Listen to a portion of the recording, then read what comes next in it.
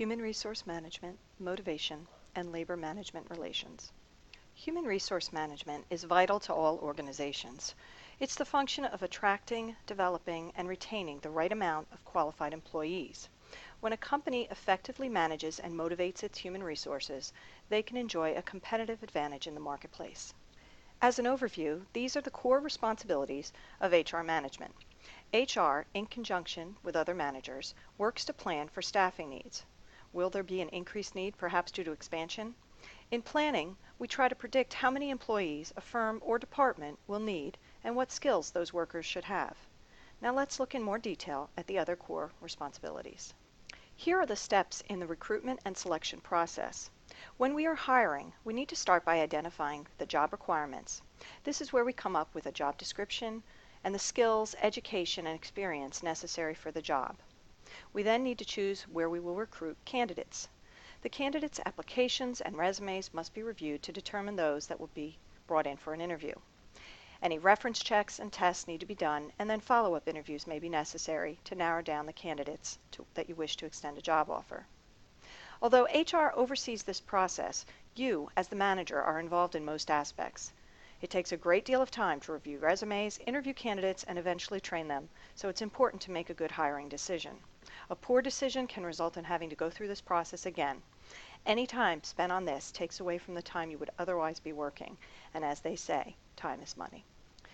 Orientation is a type of training that happens upon hiring a new employee. It orients the new employee to the company and its policies. This includes benefits, codes of conduct, and other general company information. Training continues throughout an employee's tenure with the company. Training helps employees build their skills and knowledge. It may be on a new computer system or to ensure employees are aware of company policies and benefits. Training can take several forms, such as on-the-job, classroom, and computer-based. Which of these is utilized will depend on the type of training. On-the-job is popular and includes apprenticeships. At grocery stores, cashiers learn while they work. This is a good example of on-the-job training. Classroom training is similar to taking a live course on campus. Employees are brought together in a location for the training. This allows for interaction and questions. Computer-based training is widely used and has many benefits, such as providing consistent presentations, self-paced learning, and reduced training cost. It's important to consider each training and which form is most appropriate. Management development programs are designed to either improve the skills of current managers or to develop the skills of employees that may make good future managers. Performance appraisal is the evaluation of and feedback on an employee's job performance. It should be based on objective criteria. This keeps the evaluation from being skewed by a manager's subjective opinion of an employee. Managers make decisions about compensation, promotions, additional training needs, transfers, or firings based on a performance appraisal. Typically, performance appraisals are completed by the employee's manager. Another way to complete a performance appraisal is by using this 360-degree performance review.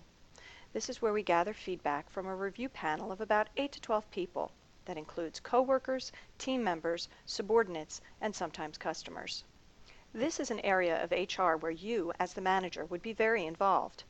HR doesn't actually do the appraisal. They don't know your employee. It's something managers have to do. Just like during the hiring process, HR may screen applicants, but you as the manager would be the one choosing the person that will be working for you. You don't want HR to do that. Now, let's look at compensation. We can categorize compensation into wages and salaries. Wage is compensation based on an hourly pay rate or the amount of output produced. Salary, on the other hand, is compensation calculated on a periodic basis, such as weekly or monthly. It doesn't fluctuate with the number of hours worked. The compensation that's paid is based on these different factors, such as the salaries and wages paid by others in the marketplace, government legislation, which would be minimum wage, the cost of living in the area where the job is, the firm's ability to pay, so a larger firm would have a better ability to pay than, say, a small startup, and also worker productivity. This means that someone who's a more productive worker could get paid more than someone else. It's important for organizations to attract and retain the best people. Having competitive compensation and benefits is an important part of that. Now let's look at benefits. Benefits are the additional compensation, such as retirement plans, health insurance, vacation, and tuition reimbursement, that are provided for employees either fully or in part at the company's expense. The benefits that are required by law are Social Security and Medicare contributions, unemployment insurance, workers' compensation, and the Family Medical Leave Act. That applies to companies that have 50 or more employees. Benefits represent a large component of an employee's total compensation. Some companies offer flexible benefit plans. A flexible benefit plan, otherwise known as a cafeteria plan, is a benefit system that offers employees a range of options from which they can choose the types of benefits they receive. Typically, employees have a set allowance to pay for benefits, and they can choose the benefits that are most meaningful to them. You can think of it like going to the cafeteria for lunch.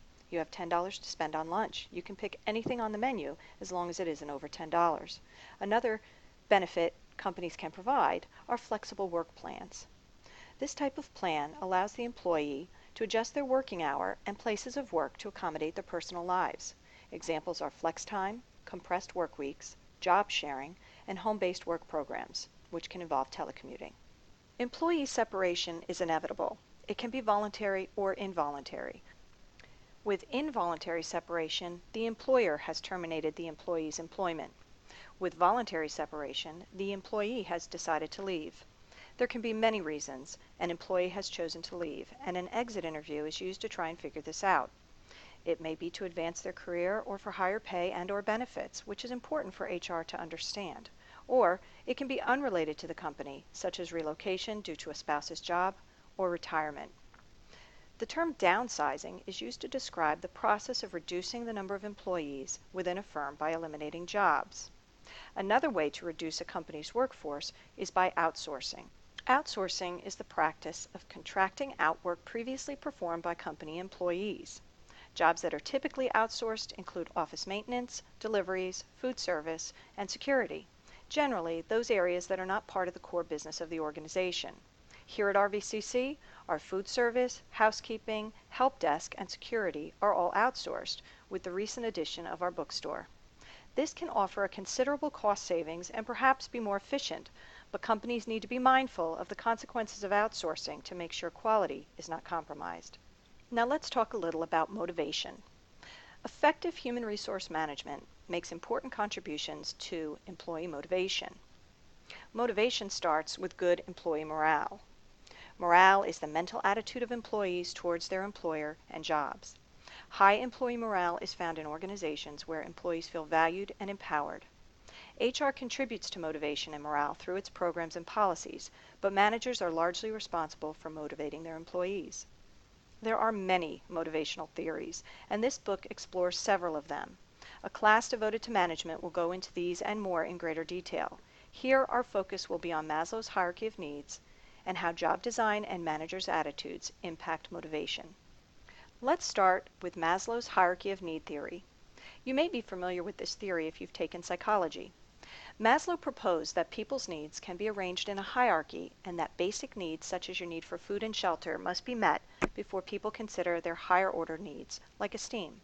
He believed that only unsatisfied needs can influence behavior. So the idea, from a manager's perspective, is that you need to know where your employees fall in this hierarchy in order to know what will motivate them, since a satisfied need would not be a motivator. Job design can also be used to motivate. Sometimes a job can be tedious or uninspiring, so it may be worthwhile to restructure the job to be more motivating. Job enlargement, job enrichment, and job rotation are 3 ways to try and accomplish that.